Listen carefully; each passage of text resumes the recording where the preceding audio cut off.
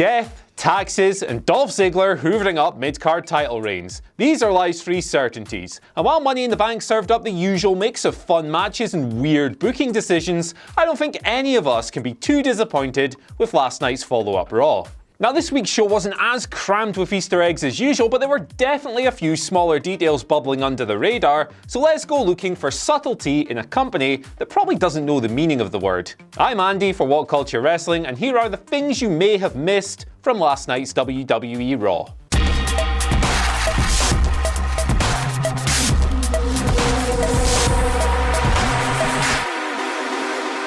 Let's start with Ronda Rousey, who, after last night's Rampage, has understandably been compared to Stone Cold Steve Austin by everyone on the internet. That's an easy line to draw, but her assault of Alexa Bliss, Kurt Angle, and a whole lot of ringside furniture was actually very close to that which was performed by her fellow former UFC champion Brock Lesnar the night after WrestleMania 31. Lesnar lost the WWE Championship when Seth Rollins cashed in during his Mania main event with Roman Reigns. He then went on an almighty murder spree, destroying everything he could get his hands on, leading to a suspension, just like Ronda. Unlike Brock, Ronda didn't beat up the commentary team or any cameramen, but this was a near direct recreation, and it came off really well. Now, we've got a couple of Jinder related bits and pieces this week, and we'll start with a really weird promo that the Vascular Beast cut on the winds of change, tranquility, and finding inner peace. It was a sharp left turn for the guy who's been playing generic foreign heel for a while, but it actually harks back to the Man of Peace gimmick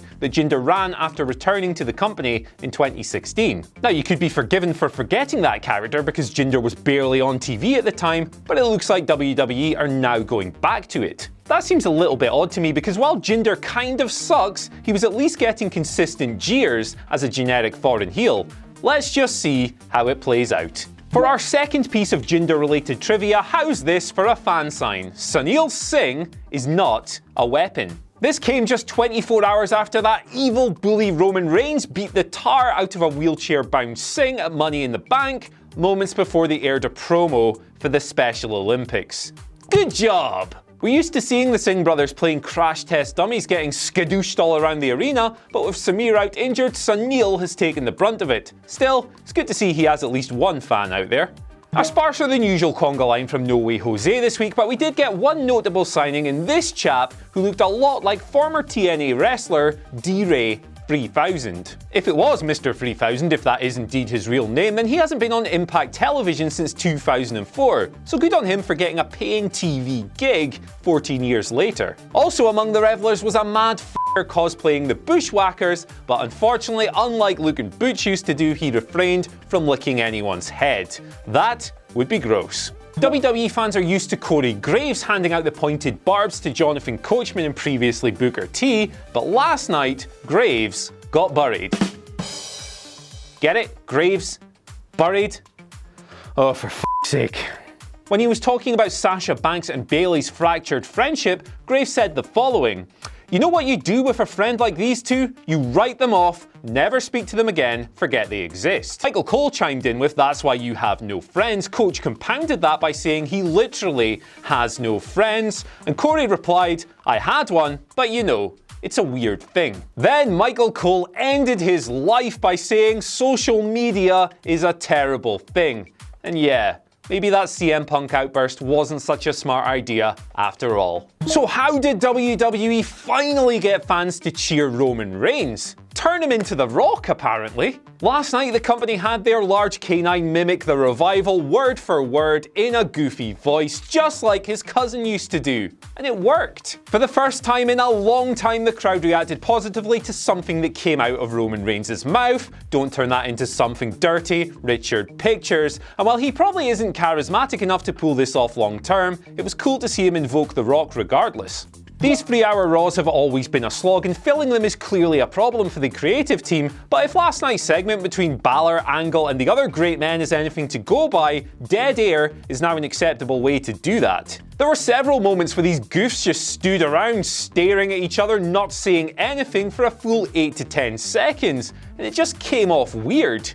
Now granted, pure silence is probably preferable to a lot of the dumb shit these goofballs spew every week, but is there anything lazier? These guys don't even communicate like actual human beings anymore. It's incredibly awkward to watch. Get your shit together. 8 bloody times. That's how many times WWE regurgitated the Monster in the Bank tagline during Braun Strowman's obligatory celebration segment. If you aren't sick of this line already, you certainly will be in a few weeks. WWE's habit of hammering things into your skull and doing them to death is legendary, and it's already taking some of the shine off Braun's big win. I like Strowman. I don't want to be cynical about him with the briefcase, but it looks like the company are going to try their damnedest to ensure that I do. Now here's a thing that isn't exclusively specific to last night's Raw, but it did become relevant the moment Seth Rollins lost the IC title. Throughout his run, Rollins would make occasional reference to the fact that he was a hard-working, fighting champion, unlike Brock Lesnar, who's never bloody there. So putting 2 and 2 together then, is the fact that he made these references to Lesnar throughout his reign a sign that he'll be the next Universal title challenger now that he's free of the mid-card belt. Granted, he first has an Intercontinental title rematch against Dolph Ziggler next week, but with WWE putting together a #1 contenders match for Extreme Rules, don't be surprised if the Architect qualifies. If so, it would be a nice spot of week-to-week continuity from a company that doesn't often do this well. Good job. Like an actual good job though, not a sarky one. And finally, Finn Balor. Boy, did he look like a piece of shit on Raw. The main complaint coming out of the show is that he was pinned by Constable Corbin in the night's main event, but weirdly there's been little discussion on how terribly he was booked in the match itself. Balor mounted no offense. He controlled precisely 0 portions of the match and was totally restricted to wimpy fightbacks, all of which were squashed. As much as we love the guy, it's abundantly clear that WWE just don't care, and this was a clear sign of that. A shame, but that's just the universe we are living in. A universe in which Asuka is scared of James Ellsworth, Sami Zayn can get pinned by a hanging vertical suplex, and Finn Balor is a goober. F***'s sake.